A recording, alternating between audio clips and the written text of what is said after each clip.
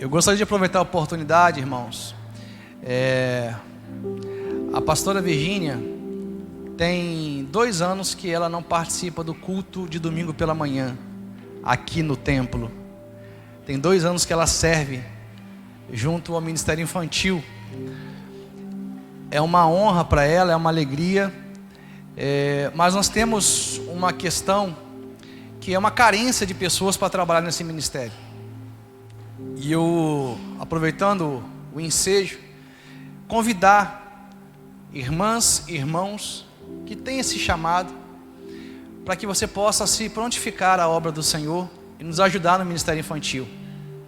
É muito importante a gente criar uma equipe que saiba cuidar das nossas crianças, ministrar a palavra do Senhor. Então, se você puder nos ajudar na sala das crianças, por favor, depois do culto, converse com a pastora Virgínia, que a sua ajuda vai ser muito bem-vinda. É interessante essa questão, porque durante muito tempo na igreja, meus irmãos, criou-se uma ideia de que a igreja é composta de voluntários. Diga assim: a igreja não é composta de voluntários. Essa palavra não tem na Bíblia. A igreja é composta de servos. Acabou, glória? Diga assim: a igreja é composta de servos. Qual é a diferença do servo voluntário? O servo faz o que tem que ser feito. Ele quer obedecer a Deus, cumprir a vontade de Deus. O voluntário faz o que quer fazer, quando quer fazer. A igreja não é composta de voluntários. Amém, meus irmãos? Então, por favor, nos ajude no ministério infantil, não só no culto de domingo pela manhã, mas também no culto de domingo à noite. Estou muito alegre e feliz por ver os irmãos nessa manhã, juntos aqui, para que possamos adorar o nosso Deus. E hoje vamos ter um momento especial. Celebraremos a ceia do Senhor. E daqui a pouco um momento de comunhão, um almoço. Quem vai participar do almoço, diga aleluia. O holocausto santo já está sendo preparado. Hoje é dia de holocausto, meus irmãos. A carne já está sendo assada, as gorduras já estão sendo preparadas.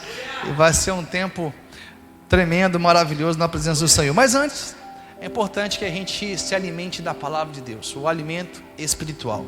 Abra comigo a sua Bíblia em João capítulo 21, versículo 15.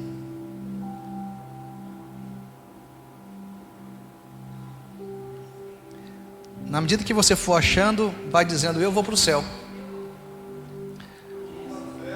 Aleluia. João capítulo 21, versículo 15.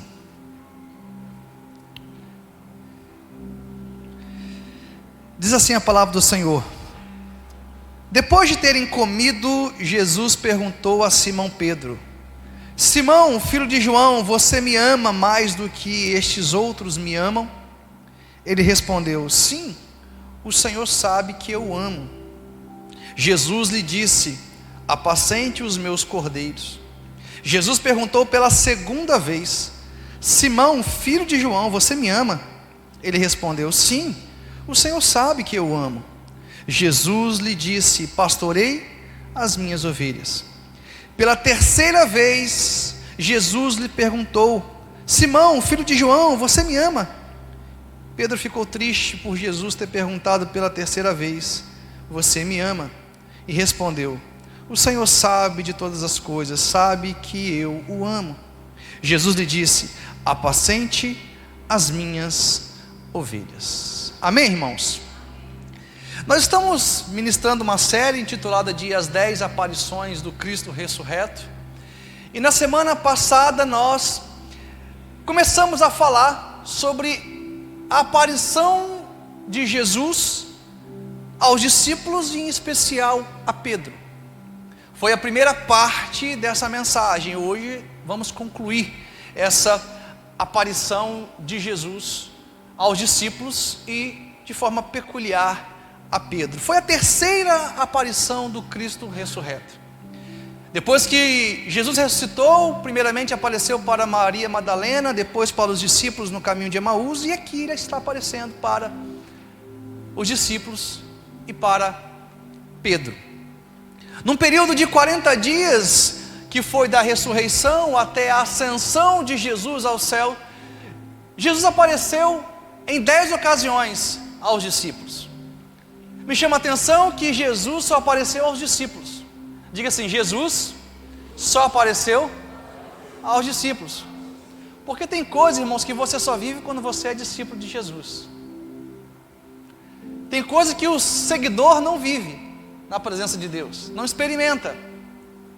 Tem coisas que a pessoa que só frequenta culto não experimenta com Deus. Só os discípulos. Jesus, depois que ressuscitou, só apareceu àqueles que abriram o seu coração durante a jornada dele na terra para receber a palavra de Deus. E nesse período de 40 dias, Jesus apareceu em 10 ocasiões para os discípulos. E na semana passada nós começamos a falar sobre essa aparição de Jesus a Pedro. Irmãos, Jesus ele fez questão de ter um encontro pessoal com Pedro depois que ele ressuscitou. Porque Jesus precisava tratar uma necessidade espiritual de Pedro. Qual era a necessidade espiritual que Pedro tinha? Pedro, na ocasião da crucificação, havia negado Jesus 3 vezes. O texto vai dizer que Pedro seguia Jesus de longe, e ele foi reconhecido como um dos discípulos de Jesus, mas ele nega de forma veemente 3 vezes: não, eu não sou discípulo dele, eu não o conheço, eu não sei quem é esse homem. E depois que o galo canta, porque Jesus havia dito: Pedro, antes que o galo cante, você me negará 3 vezes. Quando o galo cantou, despertou a consciência em Pedro. Ele se lembrou das palavras de Jesus, e Pedro ficou mal, meus irmãos. Daquele momento até a primeira aparição de Jesus, depois que ressuscitou, a Bíblia não fala de Pedro. É bem provável que Pedro tenha sentido uma culpa muito grande, e ele se isola, ele se afasta. Jesus então, quando ressuscita, ele precisava ter um encontro pessoal com Pedro para tratar de uma necessidade espiritual dele. E na semana passada nós começamos a falar sobre qualidades de Pedro, porque a semelhança da forma que trabalhamos a aparição de Jesus a Tomé, eu fiz questão de ressaltar as qualidades de Pedro. Porque Pedro, irmãos, ele não tinha só defeitos, ele tinha muitas qualidades. Igualmente Tomé.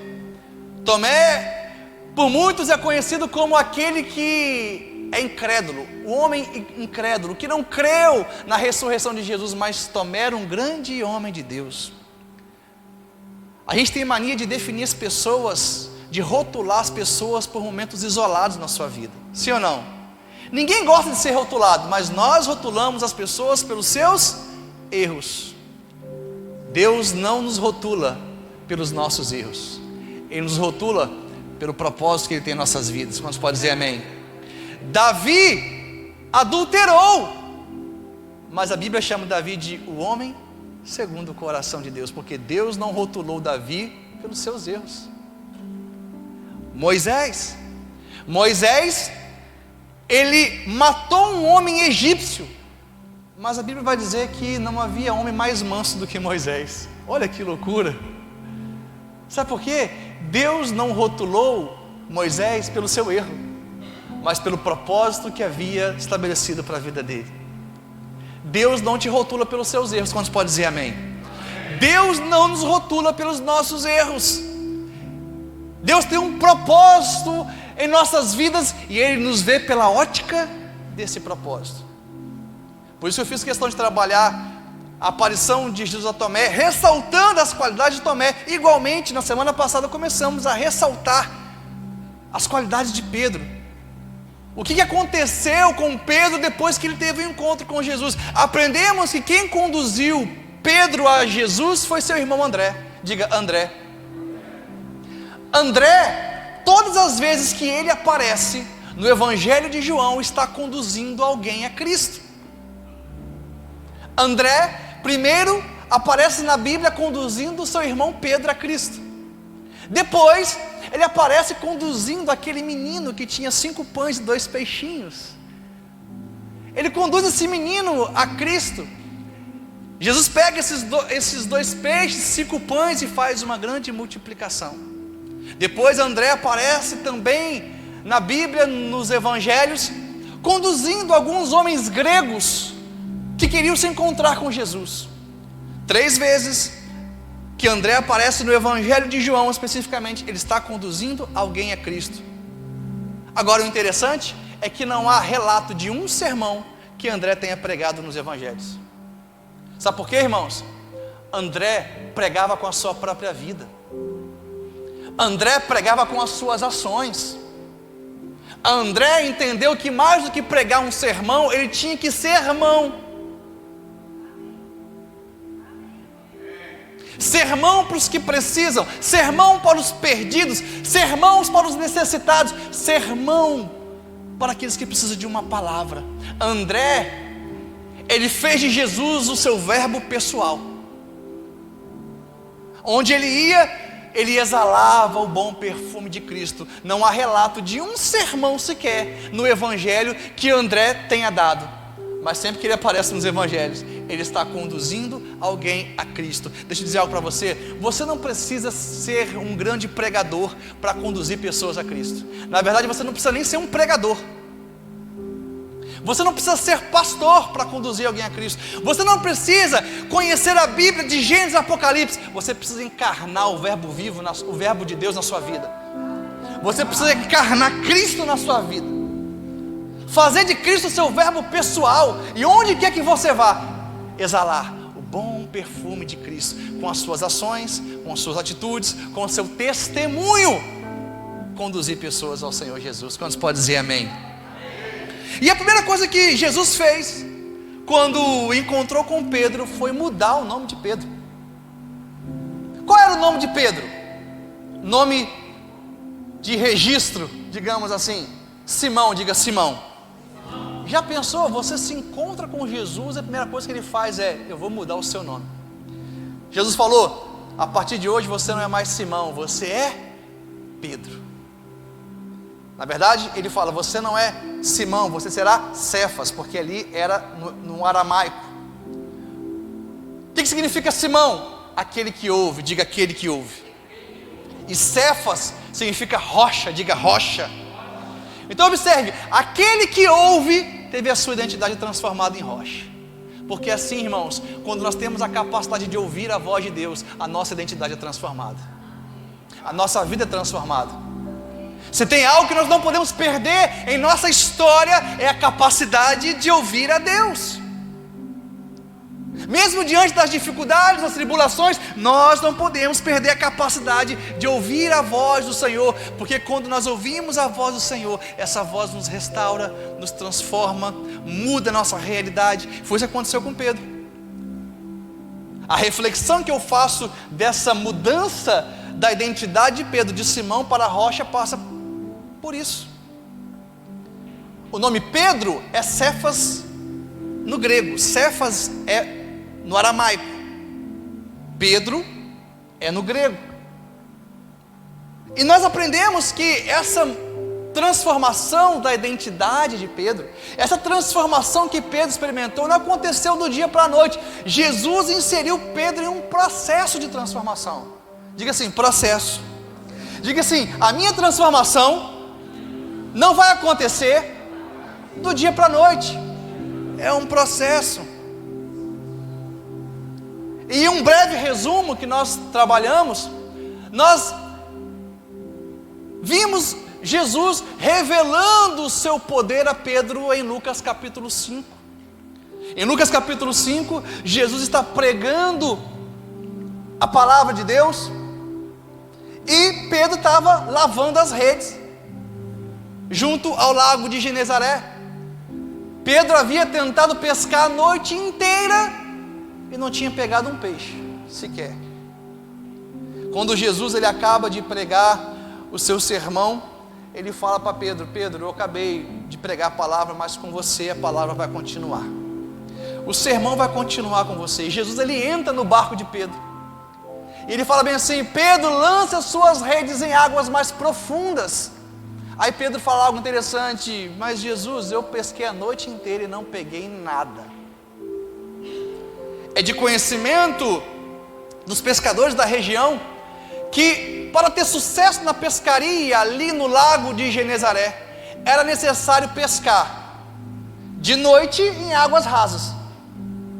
Por que de noite? Porque de manhã, quando o sol aquecia a superfície da água, os peixes iam para a profundidade. Quando chegava a noite, os peixes eles subiam. Então era necessário pescar à noite em águas rasas. Mas Jesus fala bem assim: eu sei que o seu conhecimento técnico diz que você tem que pescar à noite em águas rasas, mas eu sou Deus. Então lance as suas redes, mesmo de dia, lance as suas redes em águas profundas, porque você vai experimentar um grande milagre. Sabe por quê, irmãos?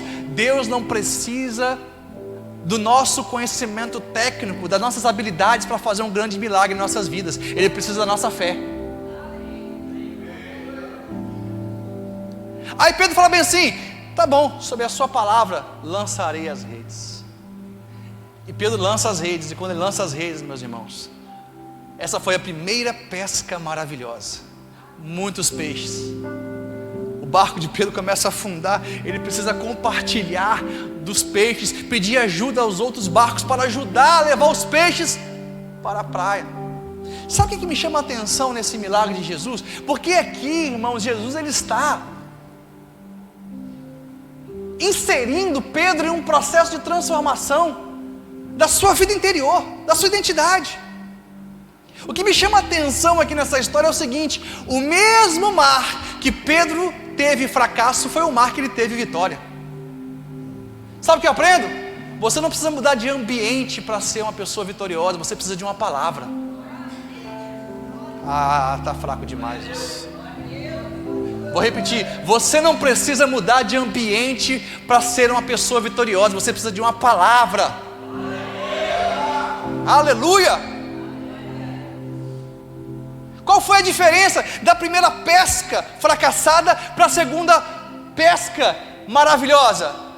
É porque na primeira pesca, Pedro não tinha uma palavra, estava dependendo de si, das suas habilidades, do seu conhecimento humano. Na segunda pesca, Pedro estava debaixo de uma palavra. E quando você caminha debaixo da palavra de Deus, os milagres acontecem na sua vida. Você não precisa mudar de ambiente para experimentar da glória de Deus. Você precisa mudar a sua posição espiritual. Sob a sua palavra, Senhor, eu vou caminhar. Sob a sua palavra, eu vou colocar a minha vida. Sob a sua palavra, eu vou lançar as minhas redes. É na dependência de Deus que nós experimentamos dos milagres. Você não precisa mudar de família para ser feliz. De repente você está vivendo um fracasso na sua família e você tem pensado: eu vou mudar de família. Ouça o que eu vou te falar: você não precisa mudar de família, você precisa mudar a sua postura espiritual, sua posição espiritual. O mesmo lugar que você está tendo um fracasso, o Senhor pode gerar vitória na sua vida. Você não precisa mudar de igreja, irmãos, para você crescer ministerialmente. Tem pessoas que falam isso. Deus está falando comigo que é necessário eu mudar de igreja. Eu vou para outra igreja, porque lá meu ministério vai avançar, lá meu ministério vai crescer, lá eu vou frutificar. Que Deus está falando com você? Aquele que fez com que Pedro tivesse uma grande multiplicação no mesmo lugar que ele teve fracasso? É esse Deus que está falando com você? Porque o Deus que eu conheço, Ele pode transformar a sua vida aqui e agora. Ele pode fazer você avançar ministerialmente em qualquer lugar que você esteja. Você não precisa mudar de ambiente físico, você precisa mudar a sua posição espiritual, irmãos. Pedro falou: sob a sua palavra eu vou lançar as minhas redes. Quem sabe é isso que você está precisando: caminhar sob a palavra de Deus, confiar na palavra de Deus. Quantos podem dizer glória a Deus?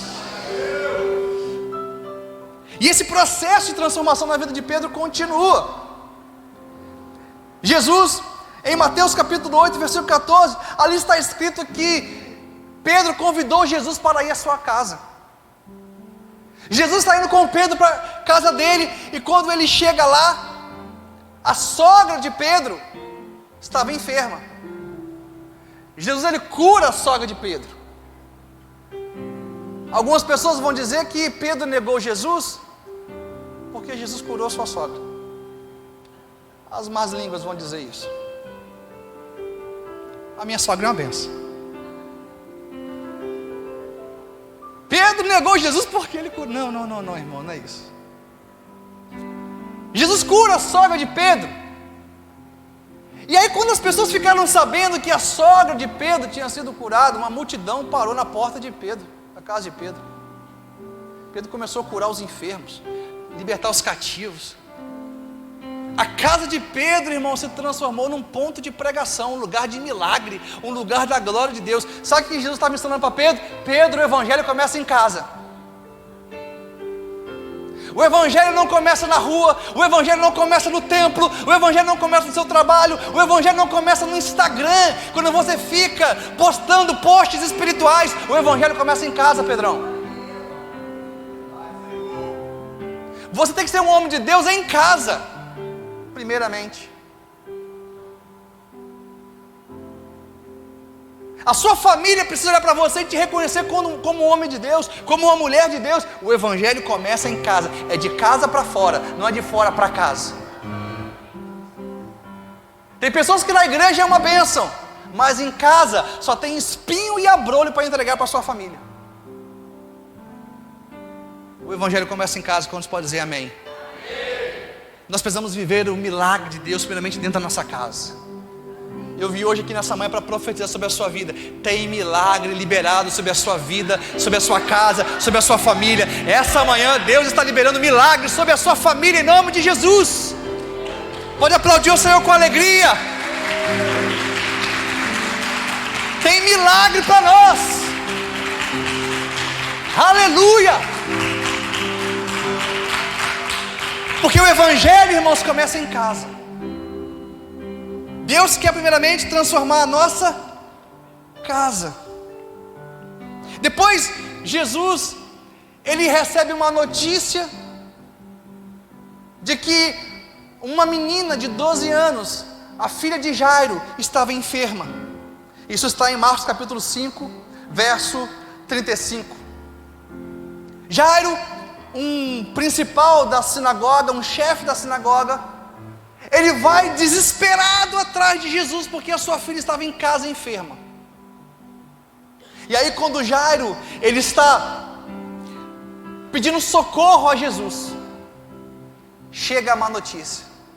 O mensageiro da casa de Jairo fala bem assim: Jairo, pare de incomodar o mestre, porque a sua filha morreu. Aquela que estava enferma, morreu.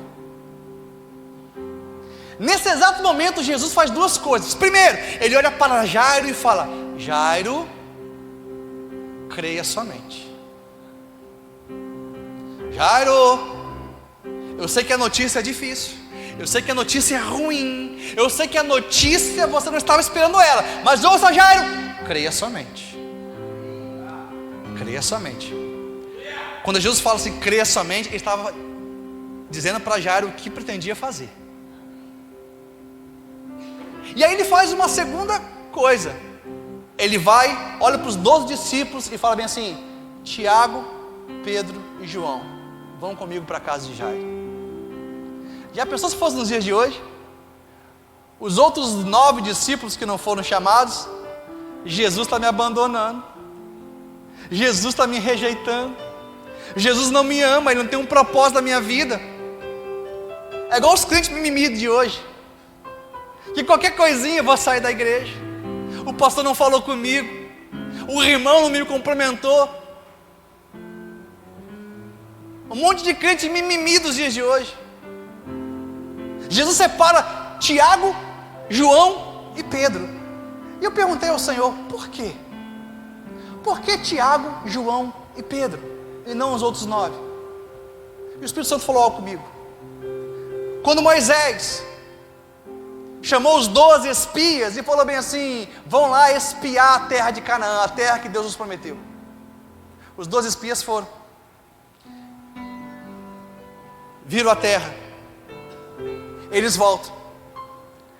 Moisés fala: e aí, como é que foi lá? A terra realmente mana leite e mel? Como que essa terra é uma terra boa? Aí 10 falaram bem assim: olha, Moisés, a terra é boa, a terra é bênção, realmente mana leite e mel, mas não vai dar para a gente entrar não. Por quê? Lá tem gigantes, homens fortes, valentes. A terra é tudo isso aí que o Pai falou, que Deus falou, mas é impossível entrar. Aí vem 2, Josué e Caleb, fala bem assim: Moisés, a terra é boa, é tudo aquilo que Deus falou mesmo. Tem gigante? Tem. Tem homens fortes? Tem. Mas nós vamos entrar porque Deus nos fez uma promessa. Nós vamos entrar porque Deus falou que nós vamos entrar. Pode ter gigante, homens fortes, adversidade, Deus falou, nós vamos entrar. Eia, vamos! Josué e Caleb mantiveram a confiança em Deus, mesmo diante daquilo que os olhos deles estavam vendo, mesmo diante da adversidade. E o Senhor falou comigo: é bem provável que Pedro, Tiago e João mantiveram a confiança em Deus diante da má notícia. Pedro, Tiago e João, quando receberam a notícia da morte da filha de Jairo, eles mantiveram a confiança em Deus de que Deus podia fazer um milagre, que Jesus poderia fazer um milagre, ressuscitar aquela criança. Então ele pega e fala bem assim: Tiago, João e Pedro, vão comigo. Sabe por quê, irmãos? Somente quem mantém a confiança em Deus diante das notícias ruins tem acesso ao ambiente do milagre.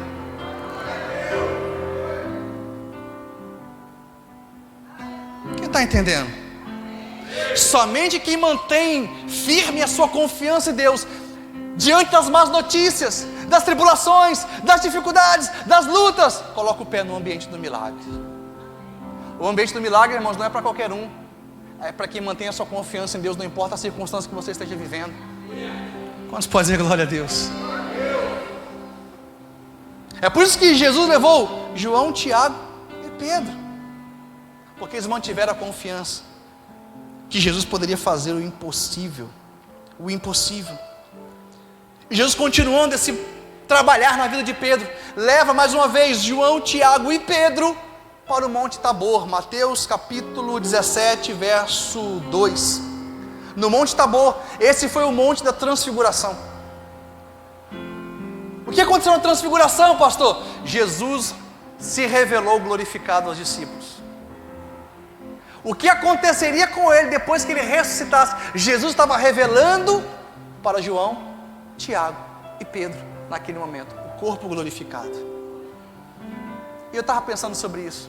Os 12 discípulos, ao longo de sua jornada com Jesus, todos eles viram Jesus curando paralítico, surdos, mudos, pessoas encurvadas, cegos. Todos os 12 viram Jesus fazendo tudo isso, mas só Tiago, João e Pedro viram Cristo glorificado. Sabe por quê, irmãos? Não basta ser discípulos, nós precisamos buscar ser íntimos de Jesus. Tem coisas que só os íntimos experimentam. Tem coisa que o frequentador de igreja não experimenta. É só o íntimo. É só quem tem intimidade, quem busca conhecer ao Senhor todos os dias, e quem está disposto a abrir mão da sua própria vida para fazer a vontade de Jesus, estar mais perto dele. Essa experiência tremenda, onde Jesus se revela glorificado, não foi para todos, foi apenas para Tiago, Pedro e João. E dentro desse resumo que fizemos da vida de Pedro, nós temos ali a descrição em Mateus capítulo 26, do verso 36 ao 41, quando Jesus conduz mais uma vez Tiago, João e Pedro ao Getsemane. Jesus estava aflito, a alma abatida. Ele falou para os discípulos: eu estou triste, eu estou abatido, a minha alma está aflita, porque Jesus sabia que se aproximava a crucificação. Ele fala: fiquem aqui comigo, vigiem aqui comigo, orem comigo. E quando Jesus se ausenta um pouco, depois que ele volta, ele encontra Tiago, João e Pedro dormindo. Sabe o que me chama a atenção, irmãos? Jesus ele fez questão de levar esses 3 discípulos, em especial Pedro, para o Getsemane, porque ele estava ensinando Pedro a lidar com pressões. Sabe, irmãos, tem coisas que a gente precisa aprender. Nós precisamos aprender a lidar com pressões. Jesus estava treinando Pedro para ser um dos líderes da igreja. Gálatas capítulo 2, verso 9, Paulo vai dizer que Pedro era uma das colunas da igreja. Jesus estava treinando Pedro para ser uma das colunas da igreja. E para ser coluna, tinha que saber lidar com pressão.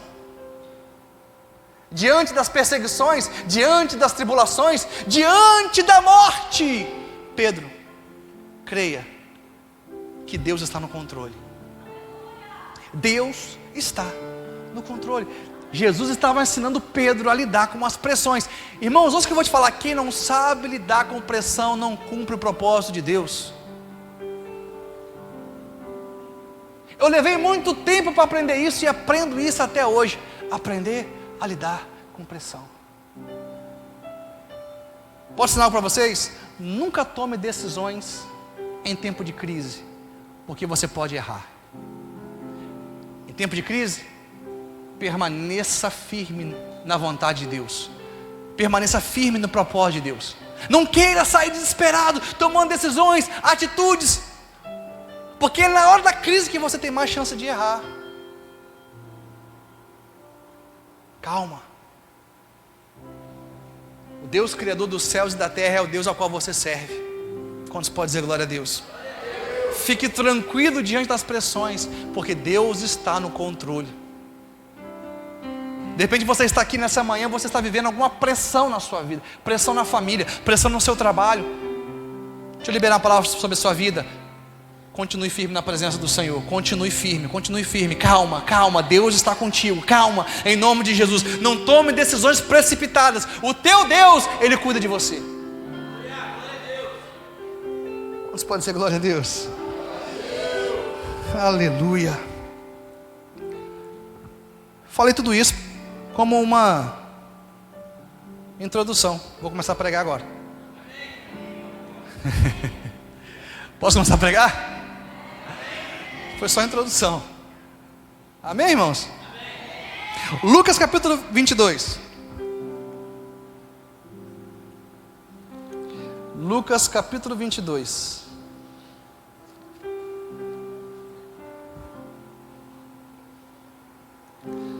Lucas capítulo 22, versículo 54.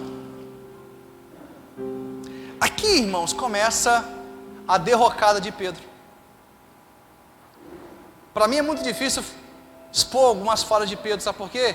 Porque eu me identifico muito com Pedro. Alguns erros de Pedro são erros que eu já tive e tenho até hoje. Hoje é dia de ceia, tá, gente? Hoje é dia de mesa, hoje é dia de verdade, amém? Hoje é dia de abrir o coração na presença do Senhor. Aqui começa os problemas na vida de Pedro. Lucas capítulo 22, versículo 54, está escrito assim: então, prendendo Jesus, levaram-no e o introduziram à casa do sumo sacerdote. Que sumo sacerdote é esse aqui? Yosef bar Caifás. Antes de Jesus ele ser crucificado, ele passou por 6 julgamentos. Esse era o segundo julgamento que Jesus estava sendo submetido. Ele estava sendo conduzido à casa de Yosef bar Caifás, que era um dos sacerdotes juntamente com Anás. Era uma confusão de sacerdotes naquele tempo, porque o normal é ter um sacerdote só em cada templo, mas ali tinha 2. Era uma confusão sacerdotal. Os 2 mandavam e ninguém mandava em nada. Jesus está sendo conduzido à casa de Yosef bar Caifás. E Pedro, o que Pedro fazia, irmãos? Seguia de longe. Diga, seguia de longe. Diga, seguia de longe. Diga mais fé, diga, Pedro seguia de longe. Aqui começa o problema de Pedro. É querer seguir Jesus de longe. Irmãos, não existe cristão de longe. Não existe pai de longe. Não existe esposa de longe. tem que se aproximar, tem que se envolver. Não existe pastor de longe, pastor tem que estar envolvido com ovelha, com a glória de Deus. Aqui começa o erro de Pedro, e é muitas vezes que aqui começa o nosso erro, porque nós queremos seguir a Jesus, mas sem ter um compromisso com Ele. Queremos seguir a Jesus, mas sem ter um envolvimento com Ele. Queremos participar dos cultos, a gente quer vir para o almoço. Hoje eu vou falar tudo, tá? Eu sei que tem gente que não vai voltar de novo, vai ouvir tudo hoje. A gente quer vir participar do culto, do almoço, a gente quer seguir Jesus de longe, mas a gente nunca se envolve com Cristo. A gente nunca busca ter intimidade, fazer a vontade do Senhor. A gente está sempre de longe. E olha o que o texto diz: Pedro seguia Jesus de longe, quando acenderam um fogo no meio do pátio e se assentaram juntos. Pedro tomou lugar entre eles. Fala assim: misericórdia. Diga com fé, diga misericórdia. Pedro seguia de longe, mas quando viu um fogo no pátio da casa de Yosef bar Caifás, ele se aproxima. Só que ele jamais deveria se aproximar daquele fogo, sabe por quê? Porque aquele fogo era um fogo produzido por um sacerdote corrupto. Porque tem pessoas que seguem Jesus de longe, mas gostam de um fogo. Não pode ver um fogo, vigília do fogo, Cleiton. Lota. Mas segue Jesus de longe. Mas quando tem um movimento, um fogo, opa, eu quero estar lá. Cuidado que nem todo fogo vem do céu. Nem todo fogo é produzido pelo Espírito Santo. Tem fogo que é produzido por sacerdote corrupto. Tem fogo que te aquece, mas não te transforma. Vai dar problema hoje, hein? Tem fogo que te aquece, mas não te transforma. Tem pessoas que não querem se envolver com Cristo, mas está sempre numa rodinha de fogo. Diga, meu Deus, quem está entendendo o que o Senhor está falando? Não é o fogo que te transforma, porque nem todo fogo, irmãos, é produzido pelo céu. O que te transforma é a palavra de Deus. O que te transforma é você se envolver com Cristo.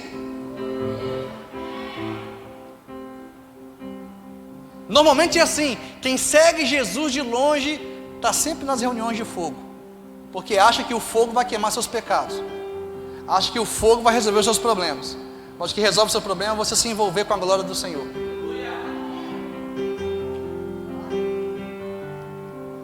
Pedro deveria fazer o inverso: se aproximar de Jesus e se afastar do fogo, porque aquele fogo era um fogo estranho. Irmãos, tem muito fogo estranho sendo produzido por sacerdotes corruptos nesses dias. Sacerdotes que não têm compromisso com Deus, que na verdade não querem a glória de Deus. São sacerdotes, mas não são homens do Evangelho. E são muitas pessoas que estão envolvidas com o fogo, mas enquanto eles estão ali, no fogo estranho, tem alguém, Jesus Cristo de Nazaré, está sendo humilhado, cuspido e julgado. Quem está entendendo? Pastor, você não gosta do fogo? Eu gosto do fogo. Você gosta do fogo, Cleiton? Fogo do Espírito? Eu gosto do fogo do Espírito. A glória de Deus, a presença de Deus.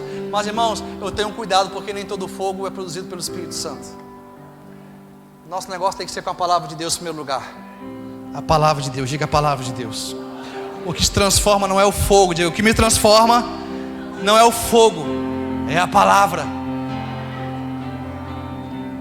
Aleluia. Pedro começou a seguir Jesus de longe. E aí o que acontece? Versículo 56. Uma empregada, vendo-o sentado perto do fogo, fixou os olhos nele e disse: este também estava com ele. Mas Pedro negou, dizendo: mulher, eu não o conheço. Primeira vez que Pedro vai negar Jesus. Fogo estranho não te dá fundamento para você ser fiel até a morte. Fogo estranho não te habilita a fazer a vontade de Deus. Tem muitas pessoas que vivem no fogo, mas na primeira oportunidade negam a Jesus, com as suas atitudes, com as suas escolhas. Aqui é a primeira vez que Pedro nega Jesus. E o texto continua dizendo: pouco depois, outro homem, ao ver Pedro, disse: você também é um deles. Mas Pedro disse: homem, não sou um deles. Segunda vez que Pedro nega Jesus. Versículo 59. E tendo passado cerca de 1 hora, irmãos, olha como que Pedro ficou no fogo mesmo. Ficou na roda dos escarnecedores. Ficou ali, no território do inimigo, onde ele não deveria estar. Passado 1 hora, outro afirmou dizendo: com certeza esse também estava com ele, porque também é galileu. Mas Pedro insistiu: homem, não sei do que você está falando. É a terceira vez que Pedro nega Jesus, no pátio da casa do sacerdote Yosef bar Caifás. Interessante que a gente não serve nem para desviar, né, irmãos? A galera olhou e falou assim: não, você é discípulo. Não, não sou não, você é discípulo, eu sei, eu estou vendo em você, rapaz. Tem gente que se desviar, for para o bar, o garçom vai te dar a paz do Senhor, porque não serve nem para desviar. Eu ouvi um testemunho uma vez de um pastor que estava em crise.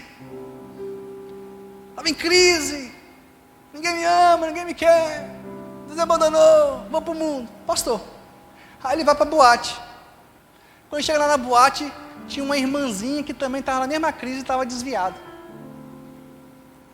Aí quando a irmãzinha estava lá, se sentindo inadequada, né? Estou aqui na boate, mas não queria estar aqui, está na crise. De repente quando ela vê o pastor de longe, ela: eu sabia que Deus me ama. Deus mandou o pastor para vir aqui na boate. E ela vai correndo atrás do pastor: pastor, obrigado, você me ama. O pastor estava desviado também. Serve nem para desviar, irmão. Chega uma hora na nossa vida, irmãos, que o mundo não nos cabe mais. Você fala diferente, você age diferente, seu coração é diferente. As pessoas olham para você e falam: não, você é crente. Não sou não, você é discípulo. Teve uma época na minha vida que eu me afastei e as pessoas falam assim: e aí, pastor? Eu estava afastado, as pessoas me chamavam de pastor, não era pastor ainda não, no início da minha caminhada com o Senhor, tinha 18 anos. Porque, irmãos, a gente não serve nem para desviar. Tira os olhos do mundo. Quantos podem dizer amém? O nosso lugar é na presença de Deus. Pedro estava ali num ambiente que não era o ambiente dele, mas não adianta, a vida de Pedro transparecia Cristo, por mais que ele estava negando.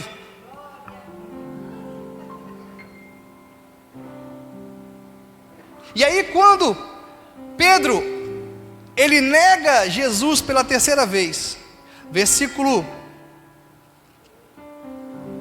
60, mas Pedro insistiu: homem, não sei do que você está falando. E logo enquanto Pedro ainda falava, o galo cantou. Jesus havia dito, porque Pedro havia tido uma atitude presunçosa, falando o seguinte: Jesus, por mais que a sua vida seja tropeço para os demais discípulos, eu vou dar a minha vida pelo Senhor. Para mim, seja mais será tropeço, porque Jesus estava falando que iria morrer na cruz. Aí Jesus fala: Pedro, você acha que você me ama muito, né? Antes que o galo cante, você vai me negar 3 vezes. Pastor, que galo é esse? Era uma ave. Em nome de Jesus, não fale isso. A palavra aqui no latim que descreve este galo é galicinium. Diga, galicinium. É a palavra no latim. Sabe o que significa? Trombeta. Diga, trombeta. O galo que cantava não era uma ave. Quem sabia disso? Tem muita gente que vai pregar e fala bem assim: e o galo cantou, cocoricó. O que é isso, gente? Não tem cocoricó na Bíblia, não. Esse galo era uma trombeta que marcava períodos de tempo. Sempre que tinha troca de turno no Império Romano, Roma governava sobre Jerusalém. Essa trombeta aqui tocou do período de 3 da manhã às 6. Não era um galo. Existe uma tradição dos judeus, a Mishnah, que proibia a criação de galos, de galinha em Jerusalém. Não poderia ter galos e galinhas perto da casa do sumo sacerdote. Esse galo, irmãos, era uma trombeta que iria tocar, e tocava toda manhã para anunciar a chegada do dia. No exército tem até hoje o toque da alvorada. Quem conhece? Quando dá de manhã cedo tem o toque da alvorada. Era o galicínio. Diga assim para o seu irmão, não era galo. Diga, não era galinha. Galicínio era uma trombeta que tocava. E aí, irmãos, Pedro, quando o galo canta, quando a trombeta toca, Pedro se lembra, Jesus falou que eu iria negar 3 vezes. Eu não amo ele como eu realmente achava que eu amava. E Pedro entra em uma introspecção profunda, ele começa a se sentir culpado, mal. E aí que Jesus precisava vir e se encontrar com Pedro para tratar uma necessidade espiritual dele.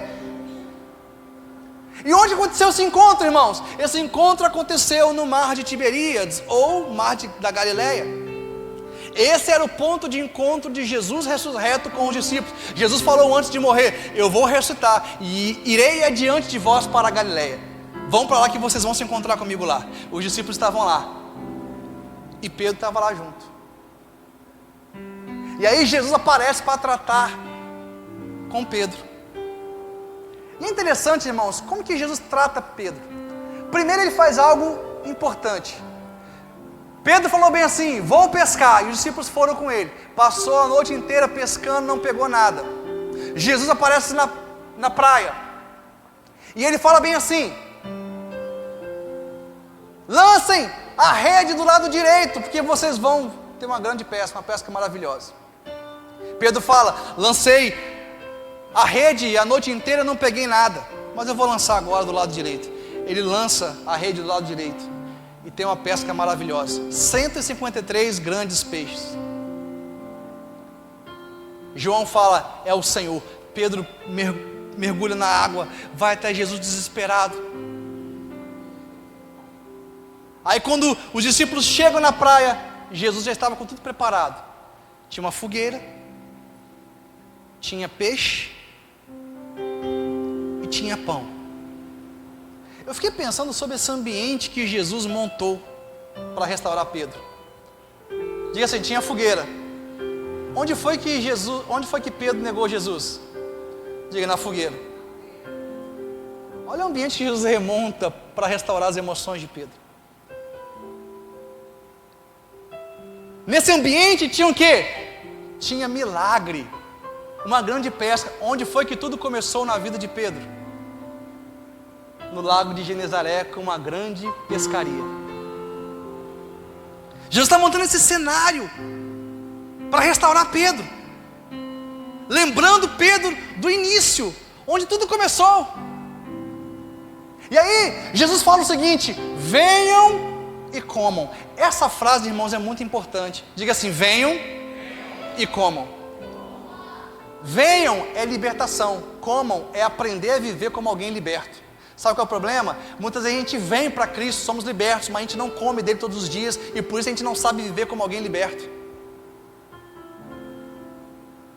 O Evangelho de João vai usar expressões parecidas por outras 2 vezes. Venham e vede, venham e bebam.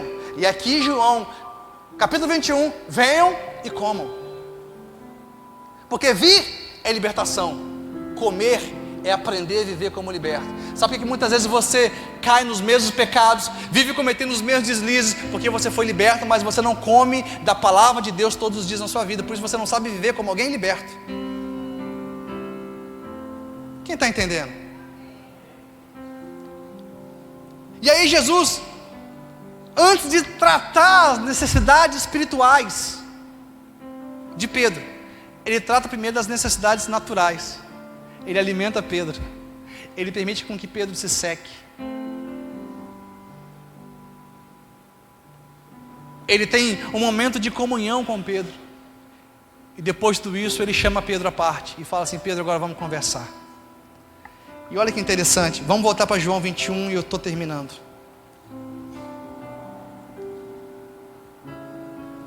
João 21.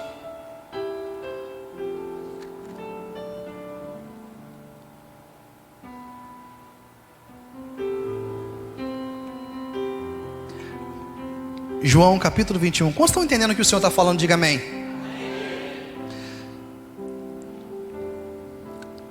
João 21:15. Depois de terem comido, Jesus perguntou a Simão Pedro: Simão, filho de João, você me ama mais do que estes outros me amam? Ele respondeu: sim, o Senhor sabe que eu amo. Jesus lhe disse: apacente os meus cordeiros. Jesus perguntou pela segunda vez: Simão, filho de João, você me ama? Ele respondeu: sim, o Senhor sabe que eu amo. Jesus lhe disse: pastorei as minhas ovelhas. Pela terceira vez Jesus perguntou: Simão, filho de João, você me ama? Pedro ficou triste por Jesus ter perguntado pela terceira vez: você me ama? E respondeu: o Senhor sabe todas as coisas, sabe que eu amo. Jesus lhe disse: apacente as minhas ovelhas. Irmãos, esse texto é um texto extremamente, ele é um texto muito pregado, e grandes pregadores da nação brasileira, grandes pastores, têm um entendimento um pouco diferente de mim. Eu não queria ser assim, irmãos, mas às vezes, não sei porque o Senhor faz isso, às vezes tem que dar uma posição contrária.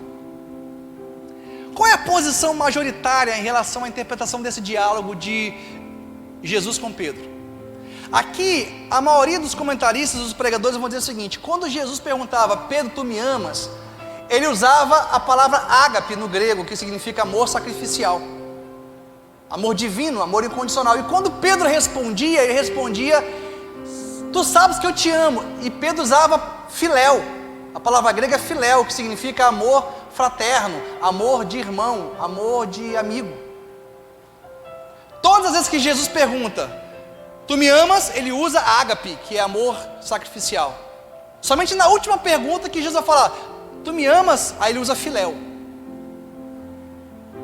E aí os pregadores fazem um jogo de palavras, dizendo o seguinte: olha, Jesus perguntava se Pedro estava amando ele incondicionalmente, e Pedro dizia que estava amando como amor de amigo, e não com amor sacrificial.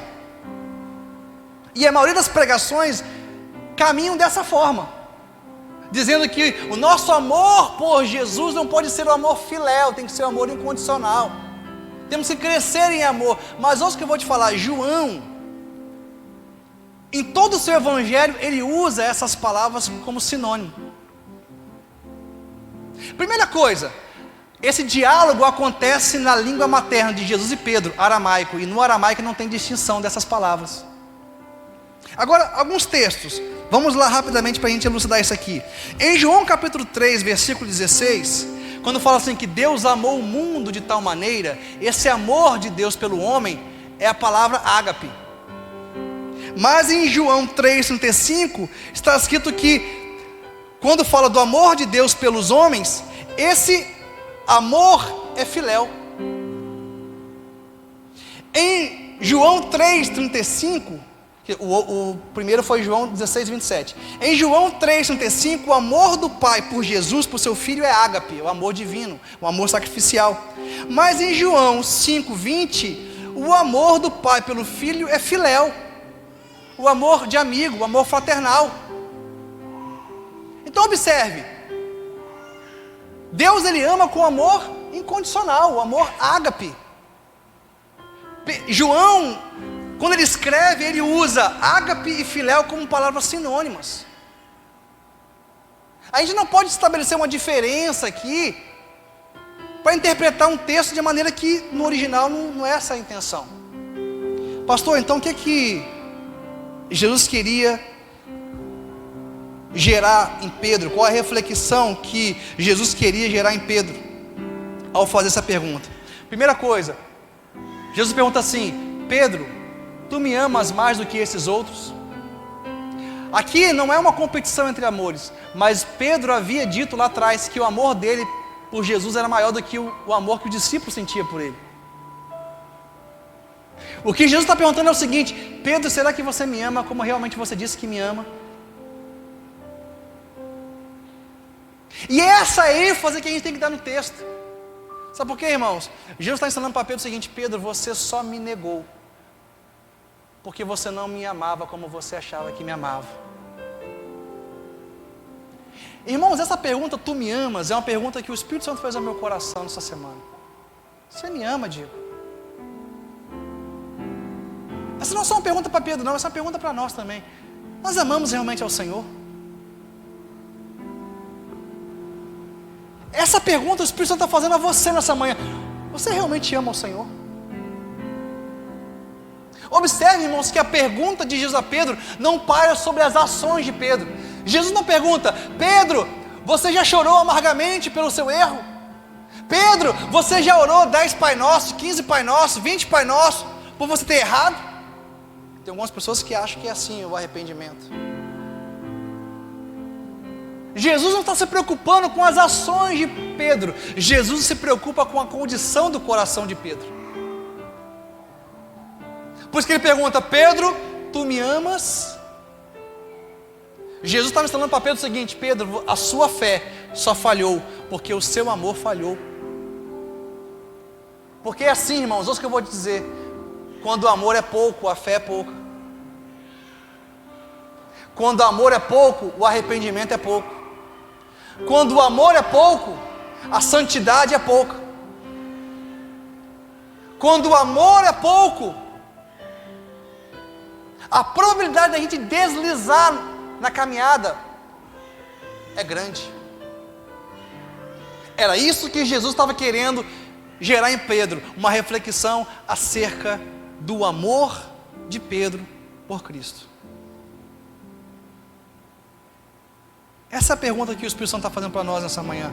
Tu me amas? Tu me amas? Quantas vezes, irmãos, temos negado a Jesus? Eu já neguei a Jesus muitas vezes, com minhas atitudes, com minhas escolhas erradas. Como Pedro, me senti culpado. Como Pedro, me senti mal. Mas eu aprendi uma coisa: por mais que o meu amor por Jesus falhe, o amor dele jamais falha. O amor dele jamais falha. Sabe o que eu tenho aprendido? Que o fundamento da minha fé não passa, sobretudo, pelo meu amor por ele, mas pelo amor dele por mim. É o amor dele por mim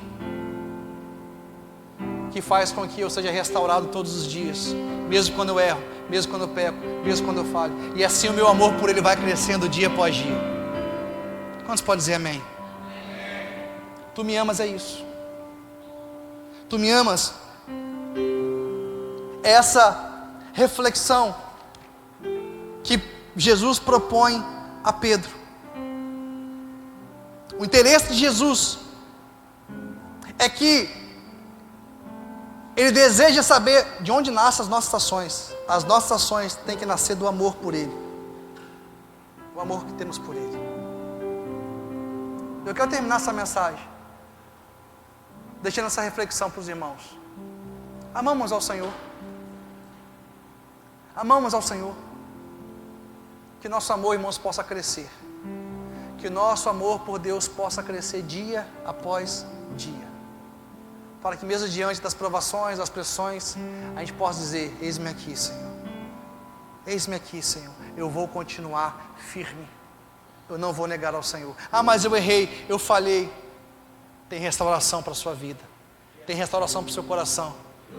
Porque o amor de Deus nunca falha. O nosso amor pode falhar, mas o amor de Deus nunca falha. Se coloque de pé em nome de Jesus.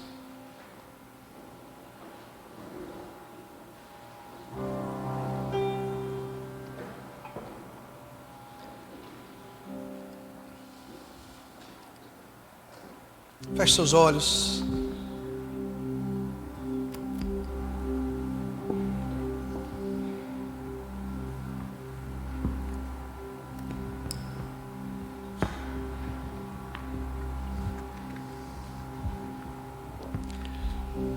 quero te dar um tempo para você falar com o Senhor nesta manhã. Eu tenho a convicção que o Espírito Santo ministrou fortemente a sua vida. E eu gostaria que você apresentasse seus pensamentos, seus sentimentos, suas decisões, suas escolhas. Apresente-se ao Senhor nesta manhã.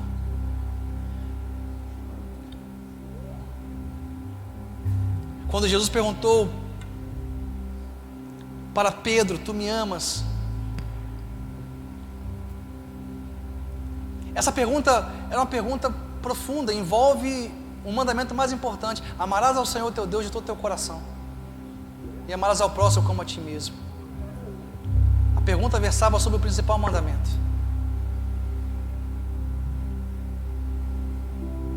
Entre a fé, a esperança e o amor, o maior é o amor. Deus não quer que a gente somente creia nele. Deus não quer que a gente somente adore a Ele. Ele quer que a gente o ame de todo o nosso coração, com toda a nossa força, com todo o nosso entendimento. Certa vez Jesus falou para Maria: uma coisa só importa. Maria estava aos pés de Jesus, estava sofrendo repreensão de Marta, porque Marta estava trabalhando e Maria aos pés de Jesus. Marta ficou incomodada e Jesus falou: uma coisa só importa. É o que Maria está fazendo. Maria está aos meus pés, demonstrando o seu amor por mim, ungindo meu corpo para meu sepultamento. Ela estava ali adorando o Senhor. Uma coisa só importa, irmãos: amar ao Senhor. Quando o amor é forte, a fé é forte. Quando o amor é forte, a santidade é forte. Quando o amor é forte, o arrependimento é forte diante dos nossos erros. Pastor, mas eu queria amar mais ao Senhor. Romanos 5,5 vai dizer: porque o amor de Deus é derramado em nossos corações através do Espírito Santo. Peça ao Espírito Santo para derramar amor no seu coração. Amor divino, amor ágape, amor sacrificial, amor incondicional. Fala: Senhor, derrama amor sobre o meu coração, porque eu quero amar como Tu amas. Eu quero amar ao Senhor como Tu amas, como o Senhor me ama. Com esse amor divino, sacrificial, em nome de Jesus. Vamos adorar o Senhor em nome de Jesus.